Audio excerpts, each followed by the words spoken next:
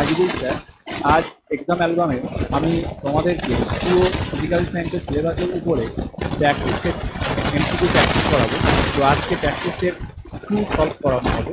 এর আগে আমরা প্র্যাকটিস সেট 1 কমপ্লিট করেছি, আজ প্র্যাকটিস সেট 2 সলভ করবো পুরো সিলেবাসের উপরে, যেগুলো সামনের এক্সামের জন্য, আমাদের সামনে এক্সাম আছে, তো এই এক্সাম জন্য খুবই গুরুত্বপূর্ণ। এক্সাম অ্যালবামের থেকে আমরা অভিলম্ব ব্যাচ লঞ্চ করানো হয়েছে। এই অল্প সময়ে, এই ব্যাচে খুব অল্প সময়ে পুরো সিলেবাসের উপরে এমসিকিউ ওরিয়েন্টেড ক্লাস করিয়ে তোমাদেরকে পুরো সিলেবাসটা কমপ্লিট করানো হবে, এবং প্রত্যেকটা এমসিকিউ সেট এবং প্রত্যেকটা ক্লাস পুরোপুরি এক্সাম ফোকাস করে করা হয়েছে, এবং এক্সামের জন্য এই বছরের জন্য যেগুলো গুরুত্বপূর্ণ সেই জায়গাগুলোতে বেশি ফোকাস করা হয়েছে। এখানে তোমরা পুরোপুরি 90টা ক্লাস পাবে। 90টা ক্লাসের মাধ্যমেই পুরো সিলেবাস তোমার কমপ্লিট হয়ে যাবে, এবং তারপরে তোমরা মক টেস্টের মাধ্যমে নিজেদেরকে আরও পারফরমেন্স এনহ্যান্স করবে। ক্লিয়ার হয়েছে? এই অভিলম্ব ব্যাচে তোমরা লাইভ ক্লাস পাবে, প্রত্যেকটা ক্লাস লাইভ হবে, এবং এই ক্লাসগুলো যদি তোমরা কোনো অসুবিধার কারণে লাইভ ক্লাস অ্যাটেন্ড না করতে পারো, তাহলে তোমরা তার রেকর্ডেড ক্লাসটাও পেয়ে যাচ্ছ। আমাদের সমস্ত ফ্যাকাল্টি অভিজ্ঞ, এবং অভিজ্ঞ ফ্যাকাল্টি তোমাদের ক্লাসগুলো করানো হচ্ছে। প্রত্যেকটা ক্লাসের পরে তোমরা এমসিকিউ সেটটা পেয়ে যাবে, এমসিকিউ শিট পেয়ে যাবে, সেগুলো তোমরা নিজেদের কাছে রাখতে পারবে। এবং এই কোর্সে তোমরা যদি এনরোল করতে চাও, তোমাদেরকে মাত্র 649 স্পেন্ড করতে হবে, নট 799, অনলি 649। এর জন্য তোমরা এই ভিডিওর ডেসক্রিপশন বক্সে গিয়ে লিঙ্কটা আছে, ওখানে গেলেই তোমরা এই কোর্সটা দেখতে পাবে, ওখানে তোমরা বাই করবে। ক্লিয়ার হয়েছে? তো অল সাবজেক্ট 90 ক্লাস, এবং পুরোপুরি এক্সামকে মাথায় রেখে গুরুত্বপূর্ণ কোশ্চেনগুলোকে প্র্যাকটিস করিয়ে তোমাদেরকে এক্সামের সিলেবাসটা কমপ্লিট করানো হবে খুবই অল্প সময়ের মধ্যে। ক্লিয়ার হয়েছে? তোমরা যাদের প্রয়োজন এবং যা ইন্টারেস্টেড আছো, তোমরা ডেসক্রিপশন বক্সে চলে যাও, ওখানে লিঙ্ক দেওয়া আছে, দেখে নাও। আর এই কোর্স নিয়ে তোমাদের কোনো কোয়ারি থাকলে তোমরা এই ফোন নাম্বারে, আমাদের ফোন নাম্বারে তোমরা কন্ট্যাক্ট করতে পারো, তোমাদের কোয়ারি সলভ করে নেবে। নেক্সট দেখো, এক্সাম অ্যালবাম থেকে আমরা যাদের পুরোপুরি সিলেবাস কমপ্লিট হয়ে গেছে এবং তোমরা মক টেস্ট দিতে চাইছো, তার জন্য 3টে মক টেস্টের প্ল্যান আমাদের কাছে আছে। প্রথম প্ল্যান কি আছে, যে তোমরা ফুল লেন্থ টেস্ট দিতে পাবে, 25 সেট আছে, 25 টেস্ট তোমরা দিতে পাবে অনলি 99। ক্লিয়ার হয়েছে? নেক্সট 130 টেস্ট আছে প্রত্যেকটা চ্যাপ্টার ওয়াইজ, অনলি 129। তারপরে full length plus chapter wise mock test only 149-এ। 3টে প্ল্যানের মধ্যে তোমাদের যার যেটা পছন্দ সেইভাবে তোমরা কোর্সগুলো, আমাদের মক টেস্টের প্ল্যানগুলো নিতে পারো। এই মক টেস্টের প্ল্যানটা নিতে তোমার কী করতে হবে, প্লে স্টোরে গিয়ে এক্সাম অ্যালবাম অ্যাপটা ডাউনলোড করবে, বাই সেকশানে যাবে, যে মক টেস্টের যে প্ল্যানটা তোমার পছন্দ, যে প্ল্যানটা তোমার প্রয়োজন, তুমি সেটা বাই করবে। এই মক টেস্টটা খুবই ইম্পর্টেন্ট একটাই কারণে, যে পরীক্ষার ওই সময়ে তোমার প্রত্যেকটা এমসিকিউ সলভ করে আসাটা ইম্পর্টেন্ট। তুমি ওই এমসিকিউ বাড়িতে বেশি সময় নিয়ে সলভ করতে পারছো, সেটা বেশি ইম্পর্টেন্ট নয়, কারণ তোমাকে এক্সাম হলের প্রেশারটা ফিল করতে হবে, এক্সাম হলের প্রেশার নিয়ে তোমাকে ওই এমসিকিউ সলভ করতে হবে। তো এই প্রস্তুতিটা তোমরা মক টেস্টের মাধ্যমে নিতে পারবে। ক্লিয়ার হয়েছে? টাইম ম্যানেজমেন্ট বড় ফ্যাক্টর, সেটাও তোমাদের এখানে ক্লিয়ার হয়ে যাবে। এরপরে আসি যে মক টেস্টের মাধ্যমে কীভাবে আরেকটা তোমার উইকার সেকশান অ্যান্ড তোমার স্ট্রং সেকশানটা তুমি বুঝতে পারবে। উইকার সেকশানটা কোন জায়গাটা উইক সেটা ক্লিয়ার হয়ে গেল তোমার কাছে, তারপরে তুমি সেটাকে রেকটিফাই করে সেটাকে নার্সিং করলে তোমার তোমার প্রিপারেশানটা খুব সুন্দর হয়ে গেল। তো এর জন্য তোমরা মক টেস্টটা বুঝতেই পারছো, খুবই ইম্পর্টেন্ট একটা প্লে রোল করে, তো তার জন্য তোমরা মক টেস্টটা দিতে থাকো। আর যারা ফ্রিতে মক টেস্ট দিতে চাইছো বা আমাদের চ্যানেল সম্পর্কে নিউ আপডেটগুলো পেতে চাও, তারা ডেসক্রিপশন বক্সে থাকা টেলিগ্রাম লিঙ্কের মাধ্যমে জয়েন হয়ে যাবে। এবার আসি, আমরা প্র্যাকটিস সেট 2 সলভ করব। তো প্র্যাকটিস সেট 2 এর প্রথম কোশ্চেন কী আছে, যে স্থির অবস্থা থেকে 12 মিটার পার সেকেন্ড স্কোয়ার সমতরণে 8 সেকেন্ড চলার পর একটি কণার অতিক্রান্ত দূরত্ব কত হবে? তাহলে এখানে কি হয়েছে, দেখো স্থির অবস্থায় ছিল, প্রথমে কণাটা কি আছে, স্থির অবস্থায় আছে। স্থির অবস্থা থেকে সেটা আস্তে আস্তে কি হলো, সমত্বরণ নিয়ে যাচ্ছে, আস্তে আস্তে বেড়ে যাচ্ছে। দেখো যদি আমরা ভি ভার্সেস টি এর একটা গ্রাফ আছি তো এমনটা হয়, এটা হচ্ছে গেট টি হবে।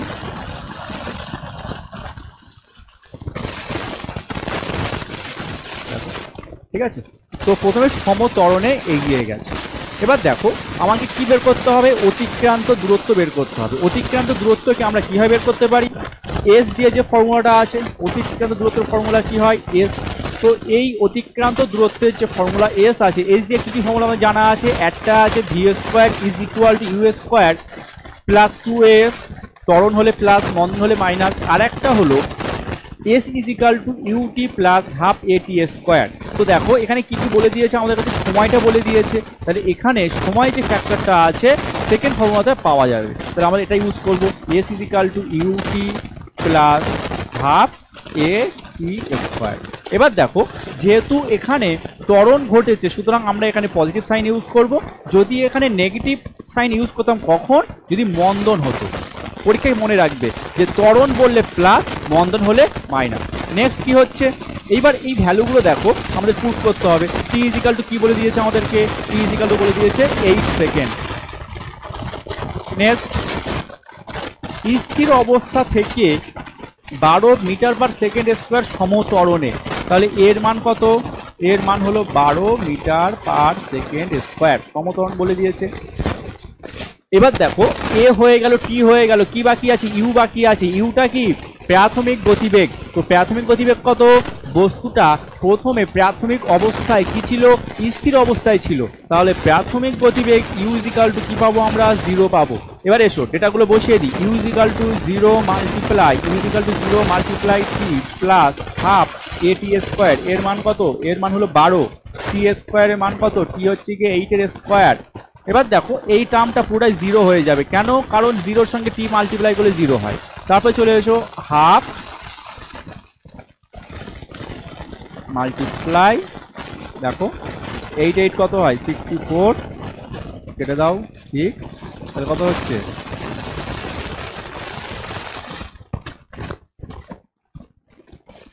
384 মিটার। বোঝা গেছে, 6 আর 64 গুণ করলে 384 হয়। ক্লিয়ার হয়েছে, তাহলে অ্যান্সার হবে অপশান এ, 384 মিটার। নেক্সট, একটি বন্দুক থেকে প্রতি সেকেন্ডে এম কেজি ভরের এন সংখ্যক বুলেট নির্গত হয়। তাহলে বুঝতে পারছো প্রতি সেকেন্ডে কটা বুলেট নির্গত হচ্ছে, এন সংখ্যক, আর প্রত্যেকটা বুলেটের ভর কত, এম কেজি। বোঝা গেল, বুলেটের বেগ কত, প্রত্যেকটা বুলেটের বেগ হলো ভি মিটার পার সেকেন্ড। এবার বন্দুকের উপর প্রযুক্ত বল কত হবে,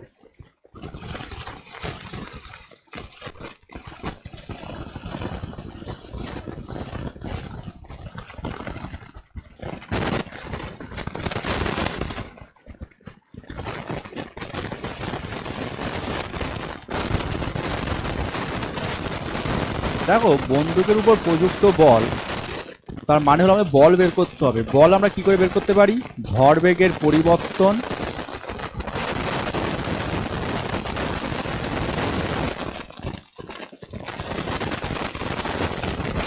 বাই। এবার দেখো ভরবেগের পরিবর্তনটা কি করে বের করবো আমরা, তাহলে 1 সেকেন্ডে ভরবেগ কত সেটা বের করে নিই আমরা। দেখো 1 সেকেন্ডে কটা গুলি নির্গত হয়, এন খানা। তো এন খানার মধ্যে থেকে আমি এখন একটা গুলির জন্য কত ভরের পরিবর্তন হচ্ছে, কত ভরবেগের পরিবর্তন সেটা আমরা বের করবো। দেখো একটা যখন গুলি নির্গত হয় তার ভর কত, এম কেজি, বেগ কত, বেগ হলো ভি।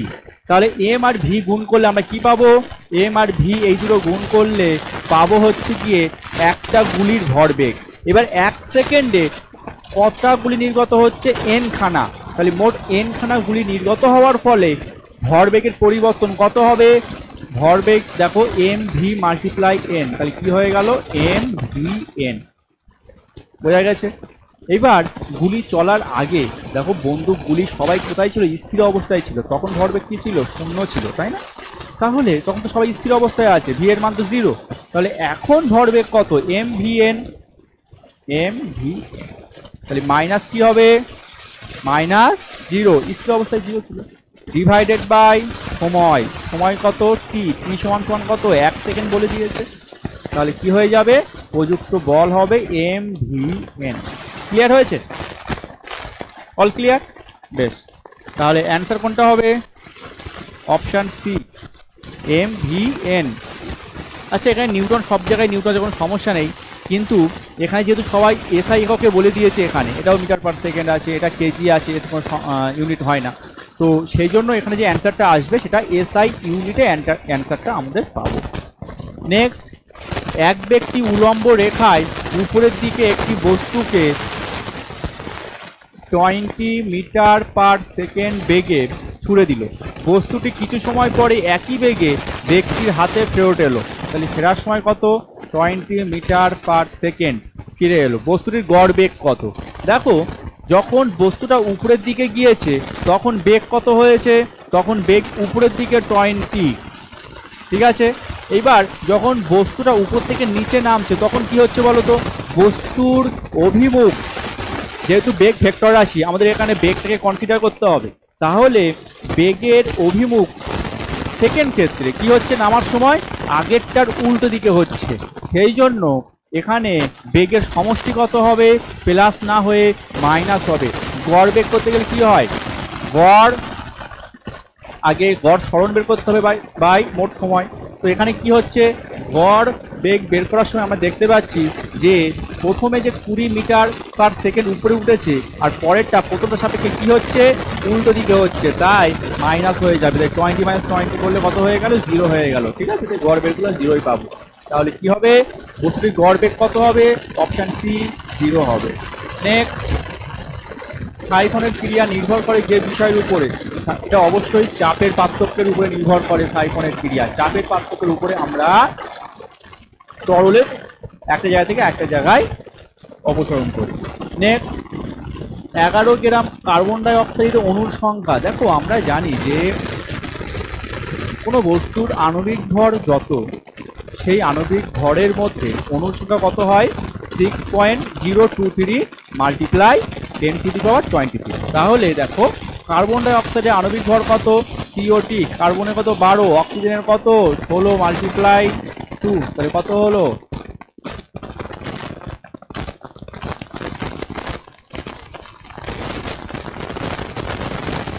তাহলে হচ্ছে 12 প্লাস 30, তাহলে 12, ঠিক আছে।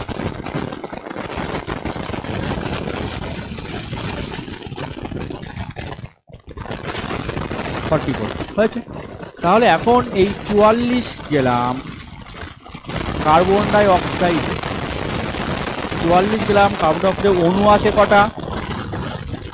6.023 মাল্টিপ্লাই 10⁻23, বোঝা গেছে?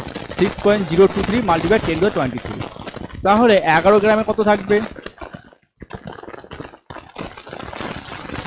6.023 মাল্টিপ্লাই 10⁻23 ডিভাইডেড বাই কত হবে? 4 হবে, ঠিক আছে। আচ্ছা, এভাবেই করে দিই আমরা। 44 মাল্টিপ্লাই 11 করতে হবে, সেটা কাটাকুটি করলে 4 হয়। তাহলে আমরা কি পাবো? 6.023 ডিভাইডেড বাই 4 করবো, মাল্টিপ্লাই 10⁻23, এটাকে ভাগ করলে আমরা পাবো 1.505 মাল্টিপ্লাই 10⁻23। ক্লিয়ার হয়েছে? তাহলে আমাদের অপশান কোনটা হবে? Option B, right answer. Clear হয়েছে? নেক্সট, আচ্ছা, এটাকে আমরা এভাবে লিখি 19,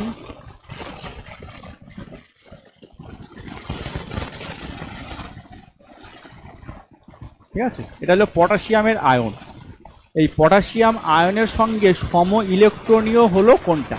এই সম ইলেকট্রনীয় মানে কি? সম ইলেকট্রনীয় মানে হলো এই পটাশিয়াম কে প্লাস যে আয়নটা আছে এর ইলেকট্রন সংখ্যার সমান হতে হবে।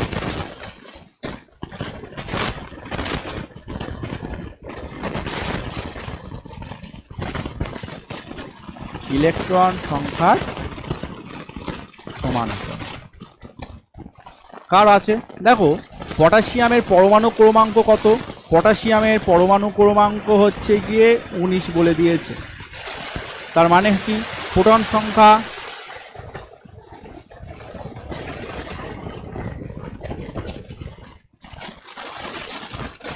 সমান সমান ইলেকট্রন সংখ্যা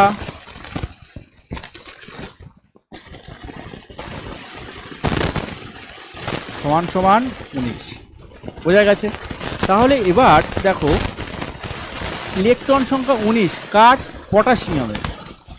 এবার যখন কে প্লাস আয়ন হচ্ছে, একটা প্লাস হয়েছে মানে কি, ওর সর্ববহিস্থ কক্ষ থেকে একটা ইলেকট্রন চলে গেল। তাহলে একটা ইলেকট্রন চলে গেলে কটা ইলেকট্রন থাকবে? 19 মাইনাস 1 কত হলো? 18টা। এই 18টা ইলেকট্রন কার আছে? এখানে দেখো, অপশনগুলো ভালো করে লিখে দিই। এটা হবে 17 ক্লোরিন। এখানে পরমাণু ক্রমাঙ্ক লেখা হয়। তারপরে কি আছে? 18 আর্গন,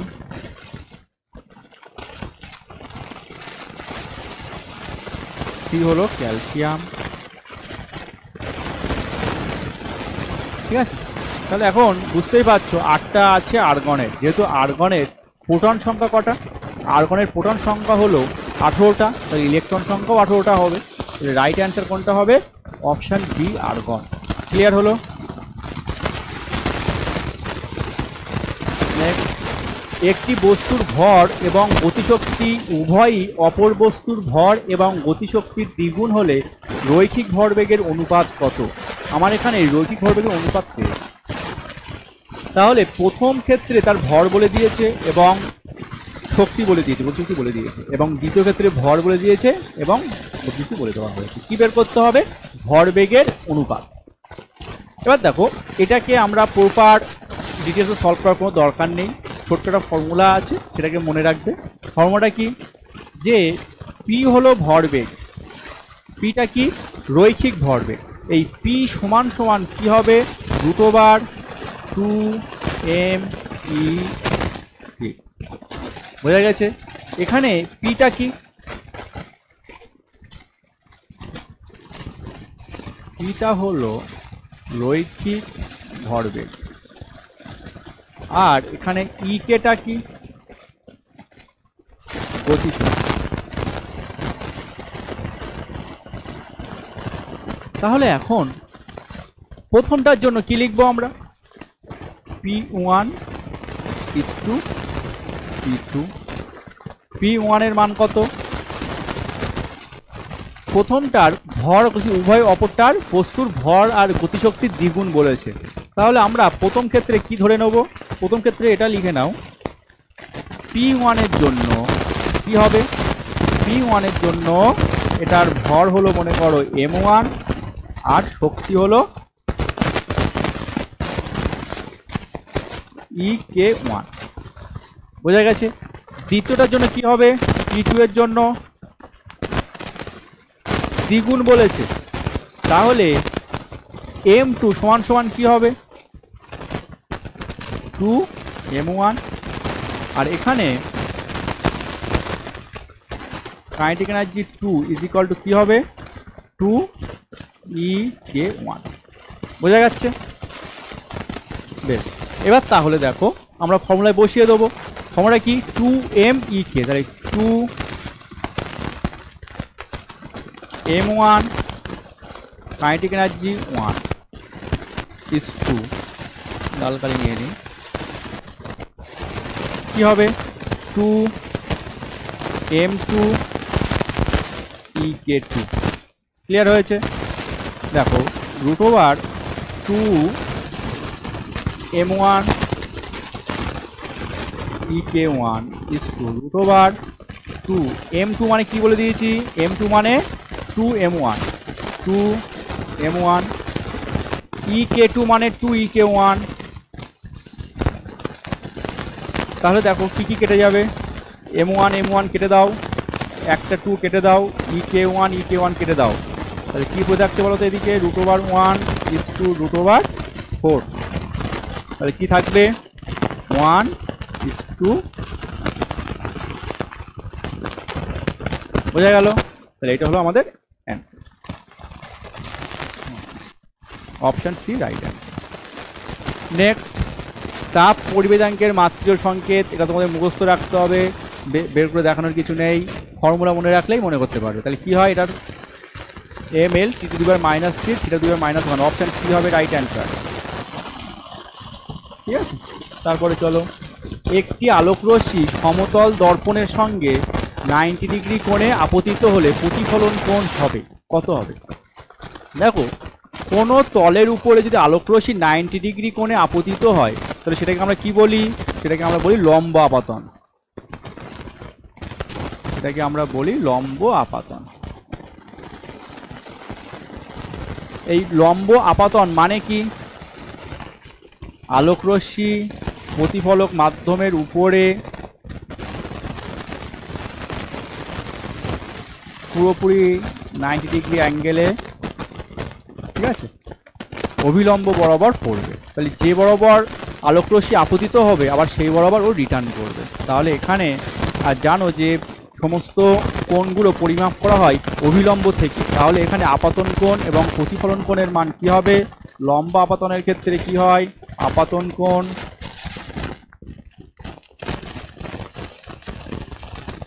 সমান সমান প্রতিফলন কোণ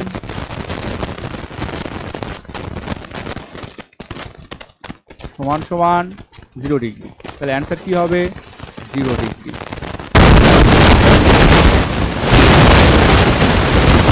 একটি প্রিজমের কোণ 60 ডিগ্রি। তাহলে প্রিজমের কোণ 60 ডিগ্রি কোণটাকে বোঝায়, প্রিজমের কোণকে আমরা এ দিয়ে লিখি, তাহলে এ ইজ ইকাল টু কত হলো? 60 ডিগ্রি। নেক্সট, প্রিজমে আপতিত আলোর আপাতন কোণ 30 ডিগ্রি। তাহলে I1 কি হবে? আপাতন কোণ কত হলো? 30 ডিগ্রি। তারপরে কি বলছে? চ্যুতিকোণ 15 ডিগ্রি। চ্যুতিকোণকে আমরা কি লিখি? ডেলটা দিয়ে লিখি, del is equal to 15 degree. নির্গত কোণের মান কত? নির্গত কোণটাকে আমরা কীভাবে লিখি? I2 দিয়ে লিখি। এই I2 এর মানটা বের করতে হবে। এইবার কি হলো? ফর্মুলাটা কি? ফর্মুলাটা হলো del is equal to I1 plus I2 minus A. আমাকে কী বের করতে হবে? I2 বের করতে হবে। তাহলে I2 ইজ ইকুয়াল টু কী হবে? I2 is equal to del minus I1 plus A. তাহলে ডেলের মান কত বলে দিয়েছে? ডেল বলে দিয়েছে 15 ডিগ্রি, প্লাস এর মান কত? 60 ডিগ্রি, মাইনাস I1 এর মান কত? 30 ডিগ্রি।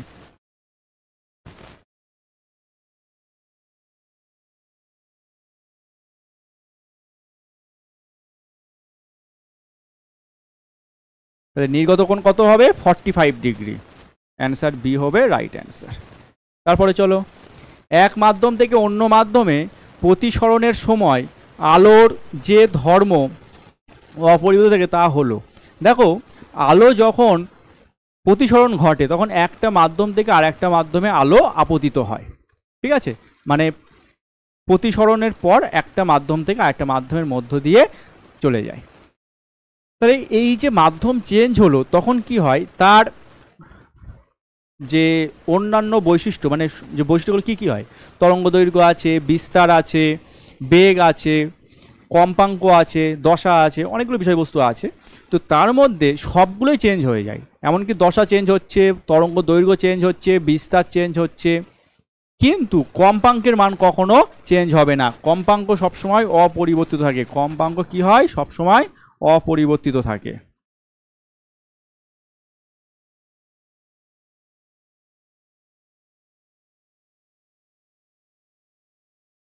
বোঝা গেছে? তারপরে চলো, এক ব্যক্তি সবুজ রঙের জামা এবং সাদা রঙের প্যান্ট পরে আছে।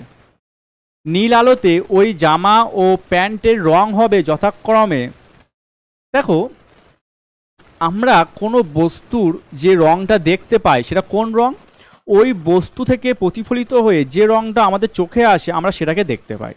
এবার দেখো, সাদা আলোর মধ্যে কিন্তু 7টা রং আছে, সাদা আলো ভেঙে গেলে আমরা 7টা রং দেখতে পাই, যেটা আমরা প্রিজমের মধ্য দিয়ে যখন আলো ভেঙে যাবে তখন আমরা 7টা রং দেখতে, কি কি বেনিয়া সহকলা যে 7টা রং আছে সেই 7টা রং কিন্তু আমরা ওখানে দেখতে পাচ্ছি।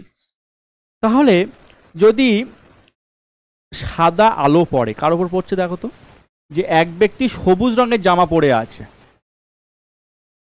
কি পরে আছে, সবুজ রঙের জামা, তাহলে সবুজের উপরে, এই সবুজের উপরে কি পড়ছে,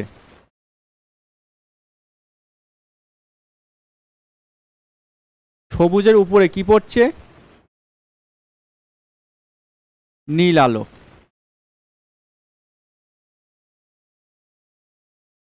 বোঝা গেছে?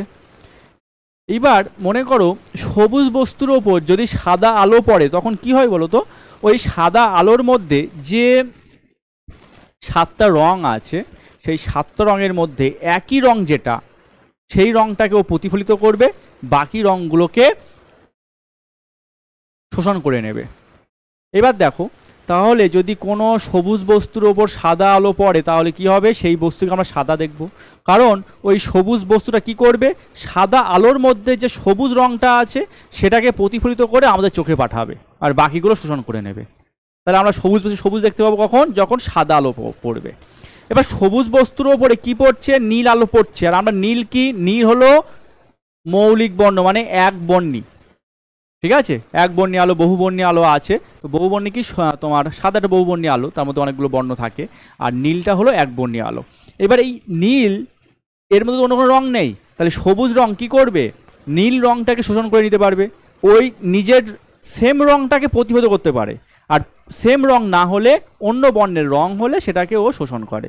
তাহলে সবুজ বর্ণের যে বস্তুটা থাকবে সে নীল বর্ণকে কি করবে, শোষণ করে নেবে, তাহলে আমরা কি দেখব, কালো বর্ণের দেখব। তাহলে এই পার্টিকুলার এই কেসটাতে আমরা কি রঙের জিনিস দেখব, ড্রেসটাকে কালো বর্ণের দেখব। বোঝা গেছে? সবুজ বর্ণের ওপর যদি সবুজ আলো পড়তো তখন কি হতো বলতো, যদি সবুজ বর্ণের বস্তুর উপর সবুজ বর্ণের আলো পড়ে তাহলে আমরা সেটাকে সবুজই দেখবো, কারণ ও সবুজ বর্ণটাকে প্রতিফলিত করবে। এবার এসো, প্যান্টের রং কি, প্যান্টের রং হচ্ছে সাদা,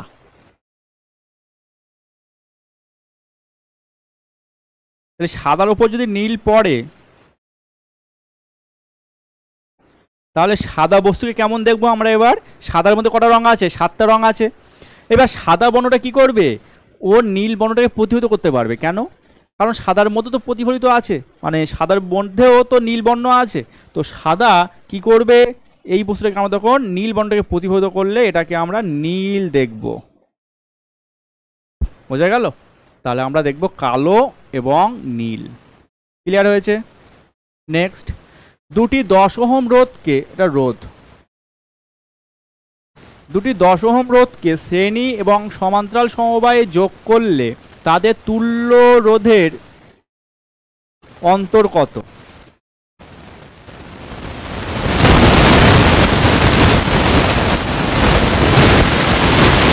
তুল্য রোধের অন্তর কত? যদি 10 ওহমের দুটো রোধকে আমরা শ্রেণী সমবায়ে যোগ করি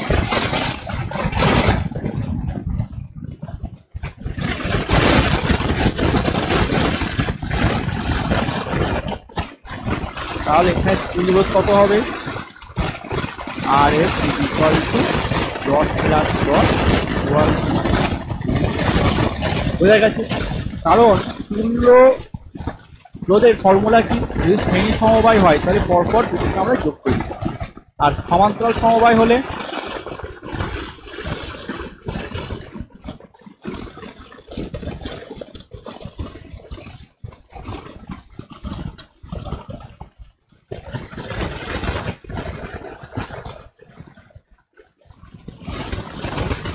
কি হবে, 1/RT is equal two 1/10 plus 1/10, তাহলে 2/, বোঝা গেল? তাহলে আর পি ইজিক্যাল টু কী হবে, উল্টে দিতে হবে 10/2, তার মানে 5 ওহম। তাহলে আমরা শ্রেণী সমবায় কত পেয়েছি, 20 ওহম, সমান্তরাল সমবায় কত পেয়েছি, 5 ওহম। আমাদের কি চেয়েছে, এই তুল্য রোধের অন্তর কত, কোনটা বেশি, আর এস, তাহলে অন্তর হবে R S minus R P, তাহলে কত হবে 20।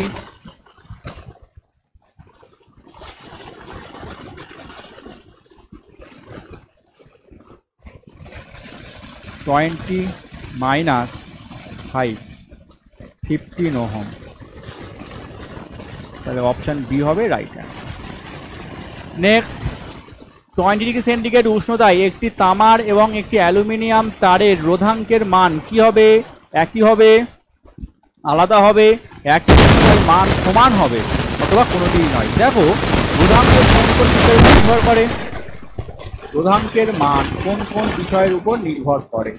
1 নম্বর দৈর্ঘ্য পড়েছি আমরা, 2 নম্বর প্রস্থচ্ছেদের ক্ষেত্রফল,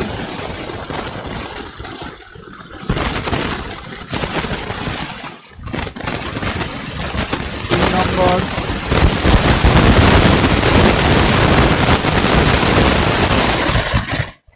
পরিবাহী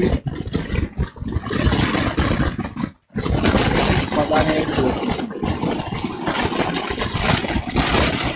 দেখো, তামার তার আর অ্যালুমিনিয়ামের তার, এই দুটো তার নিশ্চয়ই একই প্রকৃতির হবে না। তাহলে প্রকৃতি চেঞ্জ হওয়ায় এদের রোধাঙ্কের মান কিন্তু কখনো একই হবে না, হবে আলাদা। তারপরে চলো, লাইকার অ্যামোনিয়ার আপেক্ষিক সূত্রের মান কত? লাইকার অ্যামোনিয়ার আপেক্ষিক সূত্র রাখতে হয় 0. হয়ে গেছে।